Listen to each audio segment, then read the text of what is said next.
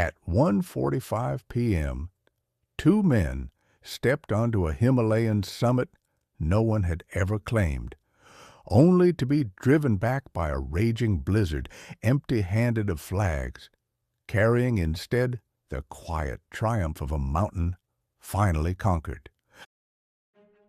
Hey, glad you're here. Welcome to the Himalayan Journals.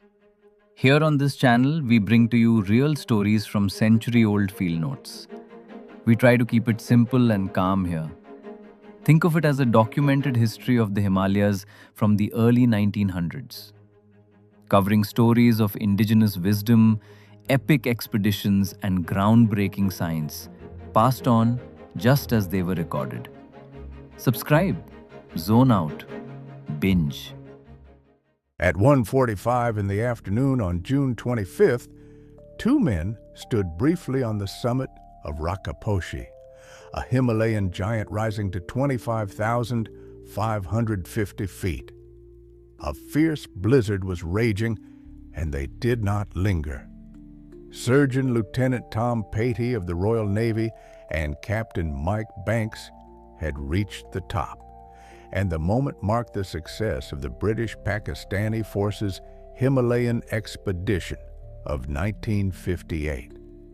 The expedition had been conceived as a small but demanding experiment in international and inter-service cooperation. All 9 members were service officers, drawn almost equally from the Pakistan Army and the British Navy, Marines, Army, and Air Force. The expedition was supported jointly by Field Marshal Sir Gerald Templar and General Mohammed Ayub Khan, with a committee chaired by Major General J.L. Moulton of the Royal Marines.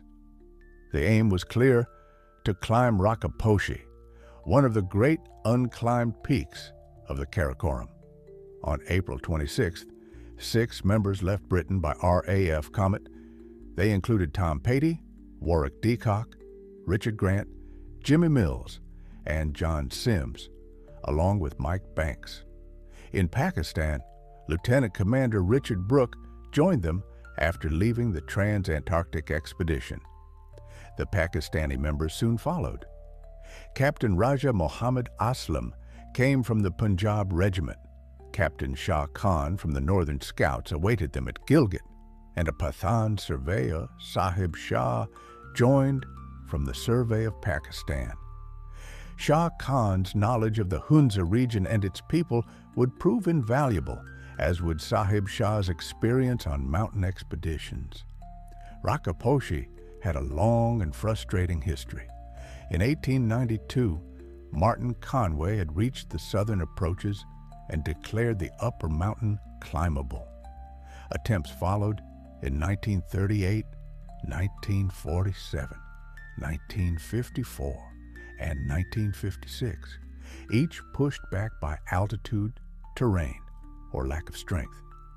In 1956, Mike Banks himself had led a British-American expedition that reached 23,500 feet before turning back, exhausted. By 1958, Rakaposhi had become one of the most attempted yet still unclimbed peaks in the Himalayas. The expedition flew into Gilgit on May 11th, passing over the Himalayan foothills and Nanga Parbat. Within days, they were marching toward base camp, delayed only by deep winter snow.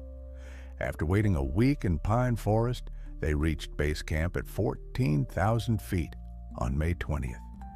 The plan was methodical. Camps would be stocked carefully, fixed ropes laid on difficult sections, and the great snow and ice wall known as the Monk's Head would be roped from bottom to top. Progress began in late May, slowed by fresh snowfall and avalanches. Camps were built up to 19,000 feet, using the practice of carrying loads high and sleeping low. During this period, 2 Pakistani officers and 6 Hunzas were swept 1,500 feet down the mountain in an avalanche, though none were seriously injured. As conditions improved, the party crossed a minor peak on the southwest spur known as the gendarme, fixing ropes to help the porters. On June 14th, Camp 3 was established at the foot of the Monk's Head. Richard Brooke, Tom Patey, and Richard Grant climbed and fixed ropes on this steep face over 2 days. On June 20th, 7 climbers and 5 Hunza porters ascended it, reaching 21,000 feet. The success of the porters on this section was due largely to Shah Khan's leadership. After 2 days of storm, Camp 5 was established at 23,000 feet on June 23rd. The following day, supplies were carried higher, and Camp 6 was placed at 24,000 feet. From there, the summit lay about 1,500 feet above, apparently without technical difficulty. At dawn on June 25th, Banks and Patey left their tent in a howling wind and deep drifting snow. Progress was slow, barely 300 feet an hour. After crossing a snow basin and climbing toward the summit ridge, they reached the top in mid-afternoon. The cold forced them to descend quickly. The next morning, still in storm, they began their way down, briefly lost in cloud before rejoining their companions at Camp 4. 2 days later, they returned to base camp, where Captain Raja Aslam prepared a banquet to celebrate both the ascent and the Eid of Ibrahim. The success of Rakaposhi, Banks wrote, was due to one thing only: teamwork.